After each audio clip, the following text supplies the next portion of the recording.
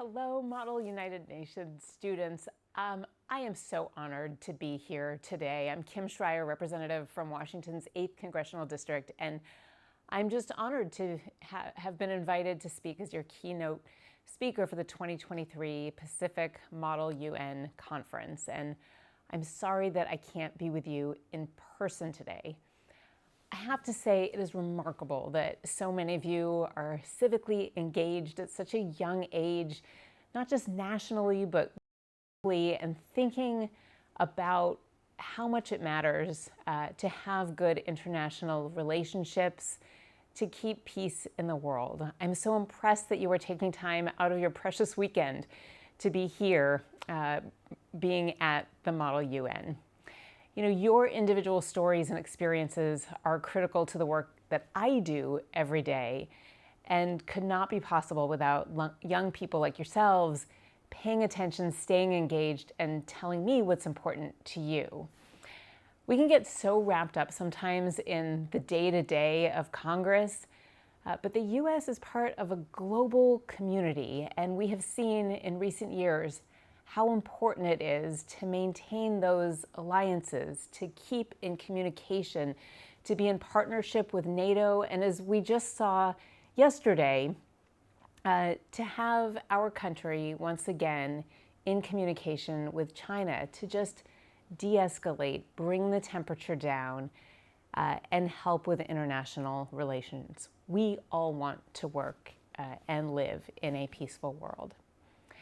Now, sometimes people ask, since my first part of my life, I was a pediatrician, sometimes people ask how it came to be that I ran for office. And so I'll give you a little bit of the backstory, since some of you at some point in your life might decide to run for office. So I guess the first thing I would say is that whatever path you choose is not set in stone. And even at age 50, I pivoted from 20 years as a community pediatrician to running for office. And it is the bravest and probably craziest thing I've ever done. And I also have to tell you that I am so glad that I took that risk, that I stepped up and stepped out, tried something else in my life, and I think have made a difference as a member of Congress. You know, this all started with the 2016 election. And in addition to being a pediatrician, I also have type 1 diabetes, so you could look at that as a pre-existing condition. And I understood just viscerally what it meant to have access to health care even with a pre-existing condition. And so when the Affordable Care Act passed, and 26 million Americans who didn't have access to health insurance before because either of their age or a pre-existing condition like mine, when they got access to medical care, boy, that was life-changing and life-saving. And in addition to that, this matters to you, your young people. The Affordable Care Act made it so that young people up until age 26 could stay on their parents' insurance, giving you the ability to find your path, to go to school, to do an apprenticeship program, and not have to worry about your own access to health care. Well, in 2017, it seemed like there were attacks every day, every week on the Affordable Care Act, which was threatening to take health care away from those 26 million people. And a friend texted me one day in between patients and said, "I think you should run for Congress." I thought the idea was absurd and thought that for sure she sent that text to the wrong person and wrote back "wrong person." This is something that I had never in a million years ever contemplated doing. I was a very happy pediatrician. When I came back after that patient, there was another text waiting that said, you know, you're a doctor, you have a pre-existing condition, healthcare is the issue of the moment, and at this moment in time, you could make a difference. Don't put it out of your mind.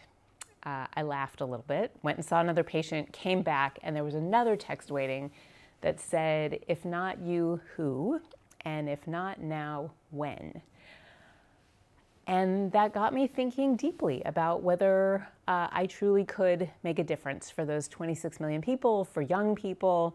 There were no women doctors in Congress at the time. Reproductive rights were under attack. I knew we needed the voice of a woman doctor at the table.